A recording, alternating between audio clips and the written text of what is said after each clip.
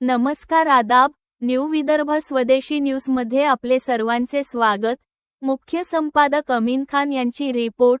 लोकमत गौरव पुरस्कार सीझन 2 ने नांदुरा येथील तंत्रस्नेही शिक्षक अफजल हुसेन सर सन्मानित।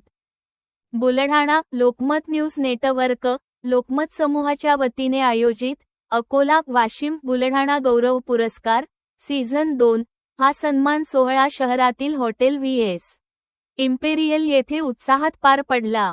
या सोहळ्यात नांदुरा येथील गरीब कुटुंबातून शिक्षणाची वाट चोखाळत शिक्षक म्हणून घडलेले तंत्रस्नेही व विद्यार्थी केंद्रित शिक्षक अफजल हुसेन सर यांना शैक्षणिक क्षेत्रातील उल्लेखनीय योगदानाबद्दल लोकमत गौरव पुरस्कार सीझन 2 प्रदान करण्यात आला। नांदुरा येथील साध्या व आर्थिकदृष्ट्या दुर्बल कुटुंबात जन्म घेतलेल्या अफजल हुसेन सर यांनी अनेक अडचणींवर मात करत शिक्षण पूर्ण केले आणि आज ते विद्यार्थ्यांचे प्रेरणास्थान ठरले आहेत। आधुनिक तंत्रज्ञानाचा प्रभावी वापर करून अध्यापन अधिक सुलभ, रंजक व परिणामकारक करण्यावर अफजल हुसेन सर यांचा विशेष भर असतो। त्यामुळे विद्यार्थ्यांच्या शैक्षणिक गुणवत्तेत लक्षणीय वाढ होत असल्याचे चित्र आहे। या कार्यक्रमाला प्रमुख अतिथी म्हणून मराठी सिनेअभिनेत्री वीणा जगताप उपस्थित होत्या। तसेच लोकमत अकोला आवृत्तीचे कार्यकारी संपादक रवी टाले, युनिट हेड आलोक कुमार शर्मा, लोकमत समाचारचे प्रभारी अरुण कुमार सिन्हा यांची मान्यवर उपस्थिती लाभली।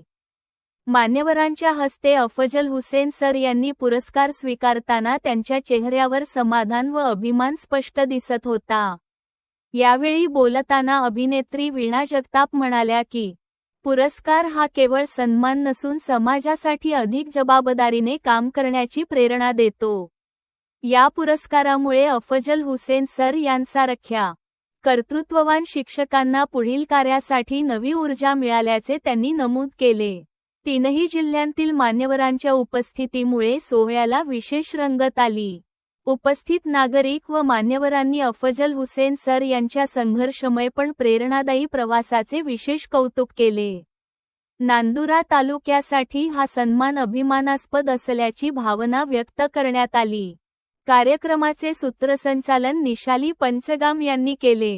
लोकमत गौरव पुरस्कार सीझन 2 प्राप्त झाल्याबद्दल अफजल हुसेन सर यांचे सर्व स्तरांतून मनःपूर्वक व हार्दिक अभिनंदन होत असून त्यांच्या पुढील शैक्षणिक वाटचालीस शुभेच्छांचा वर्षाव होत आहे।